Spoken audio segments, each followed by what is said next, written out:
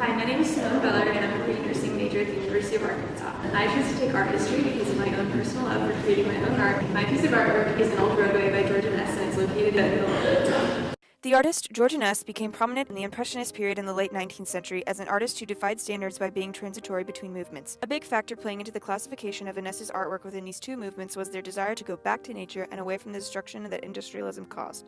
According to Impressionists and similar to Romantics, nature was a pure and spiritual source of renewal that connected humans back to God.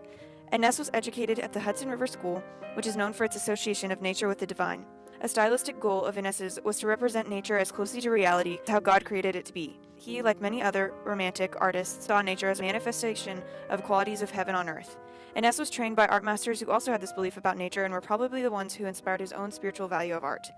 Some of these masters included Claude Lorrain, Salvatore Rosa, and Thomas Cole.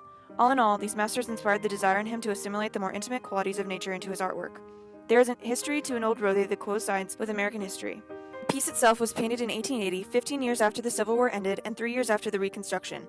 The implications of this being painted at this time make it very likely that the Black American woman depicted in the piece is traveling to a safer place or Northern America, which had higher standards for racial equality than the Southern United States at the time. Thus, it is significant that two people of different races are in the same painting, as that was a situation that was considered socially unacceptable at the time. An Old Roadway is a landscape painting that is primarily composed of a nature scene. The rest of Ness's works of art are also landscape depictions of nature. One of his most well-known pieces is the Lackawanna Valley, which is a painting of a mountainscape and trees. The hues of An Old Roadway are predominantly warm greens or colors that have a green tint which follows naturalistic principles. The valleys are very soft, there are no bright harsh hues and no deep black shadows or lines. No hard lines are included in the piece, but rather the piece is very soft and the items in the composition have an almost feathered look. Space and position are defined by the line that goes horizontally across the canvas to show where the tree line begins. The proportions between human and tree convey distance and size of the field. Another unique choice of elements in the piece is how it is balanced. If you cut a vertical strip in the frame that includes the smaller person, the boy, there's a large tree. However, the vertical frame that contains the bigger person, the woman, there's a much smaller tree. Thus, the entire painting is balanced because there are equally sized objects in all frames that balance both sides of the piece. Another element that draws the viewer's eye to the focal point of the piece are the shadows. The shadows that Ness portrays as coming from the trees are a shape that frames the two figures so that they are almost highlighted. The prominent informal method that Ness uses to compose this piece in order to create the meaning that it has is psychoanalysis. Psychoanalysis can be seen as the mind of the individual artist rather than the general views of the whole society. As a white American man who lived through and after the Civil War, there is high reason to believe that Ness was motivated by the racial tensions of this time period when painting this piece. It would seem like the woman in the piece is a traveler living an old life for a new life.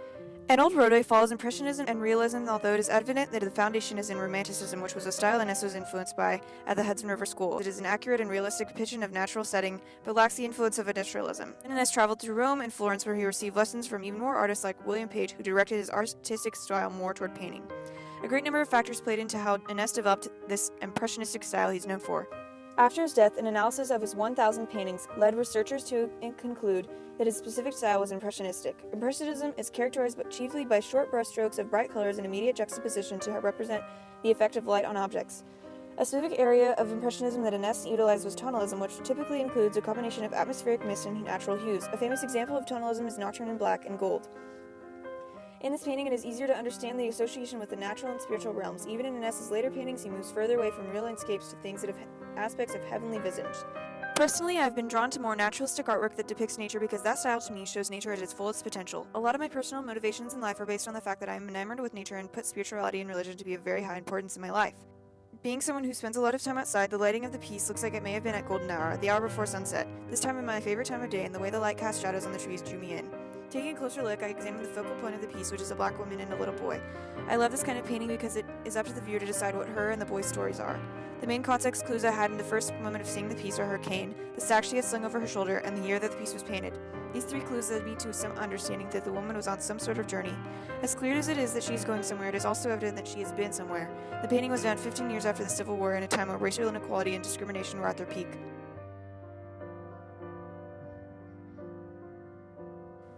Thank you for listening to my analysis of Georgia Ness's An Old Roadway.